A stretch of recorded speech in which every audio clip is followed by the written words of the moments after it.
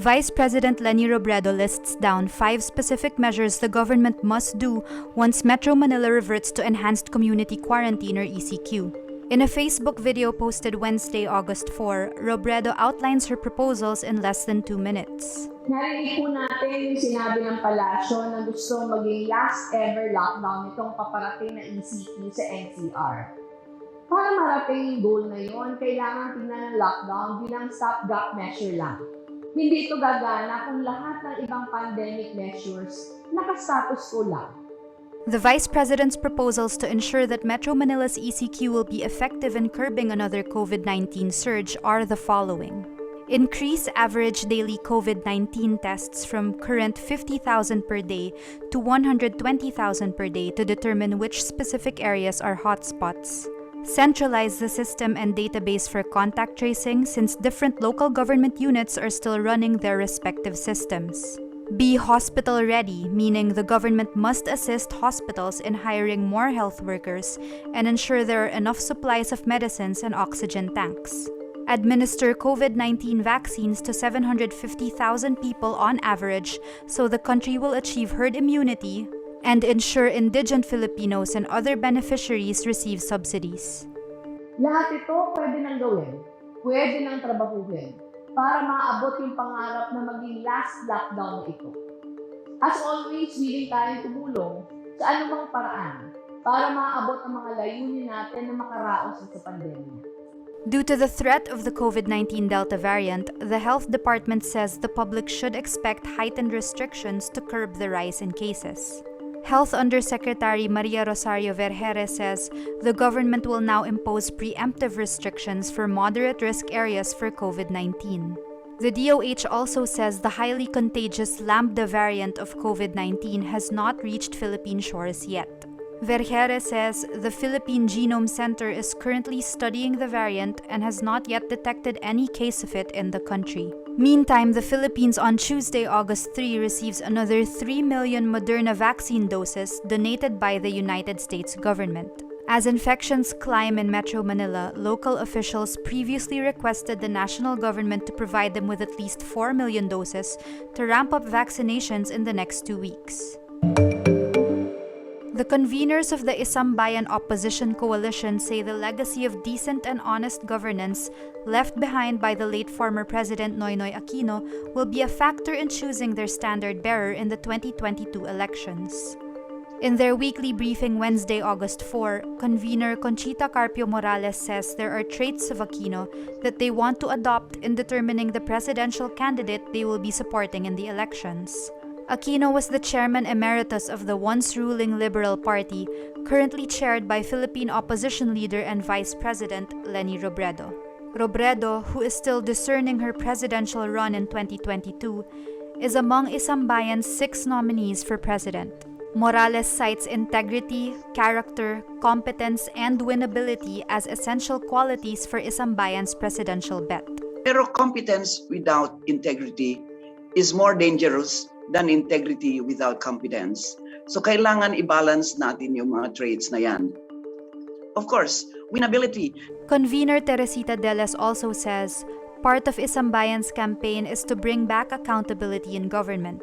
She hits the Duterte government for its lack of transparency over the ballooning loans for its coronavirus pandemic response. Sa palagay ko yun yung hinahanap na minimum ay yung inuluklok. Dapat sumagot, dapat maging accountable doon sa paghawak ng pondo at paano ginamit ng mga institusyon at pagkakaroon ng mga plano para matugunan ang suliranin ng bayan. Father Alberto Alejo of the Society of Jesus, another Isambayan convener, says they want their presidential contender to respect Filipino values. Sana ang hahanapin nating leader ay hindi yung sisira sa mga Filipino values. At isa na dyan yung paggalang sa tamang salita kasi nakasalalay din dyan yung paggalang sa mga konsepto ng tama at mali. Out of Isambayan's 6 nominees, only Robredo and ex-Senator Antonio Trillanes IV have categorically expressed willingness to join Isambayan's vetting process. Defense Secretary Delfin Lorenzana on Wednesday, August 4, says the University of the Philippines and the Department of National Defense Accord will never return under President Rodrigo Duterte's term. In a Rappler Talk Newsmaker interview, Lorenzana says the accord only covers the Philippine Constabulary and not the entirety of the military and the police. However, the accord, which was signed on June 30, 1989 by then UP President Jose Abueva and then Defense Chief Fidel V. Ramos, provided the guidelines on both military and police operations inside UP campuses. In January, the Defense Department unilaterally scrapped the agreement, which protects the students and faculty members of the UP from possible abuses of the police and the military. DND cited baseless reports of supposed in-campus recruitment activities of the Communist Party of the Philippines and the New People's Army. As far as we are concerned, the agreement is moot and academic, and dapat pag-usap yung UP doon na sa DILG. The UP-DND Accord restricts the presence of the police inside the UP campuses without prior notice. But unlike the DND Accord, the UP's agreement with the Interior Department is still in effect. The defense chief, meanwhile, apologized for the sudden scrapping of the agreement. I also admitted my mistake for not informing them beforehand before I abrogated the agreement. Despite the absence of the accord, Lorenzana also reveals the military's intelligence operation will continue inside UP campuses. Lorenzana assures intelligence officers will not violate any rights. New York Governor Andrew Cuomo faces allegations of sexual harassment of 11 women. Local prosecutors will launch a criminal investigation, reigniting calls for Cuomo to resign or be impeached. The findings of a 5-month investigation into allegations of sexual harassment found the governor created a toxic workplace and that his office illegally retaliated against the first accuser. After the allegations surfaced, U.S. President Joe Biden and other prominent Democrats call on him to resign. But in a video statement, Cuomo makes it clear he had no plans to do so and denies he acted inappropriately. The facts are much different than what has been portrayed. I want you to know directly from me that I never touched anyone inappropriately or made inappropriate sexual advances.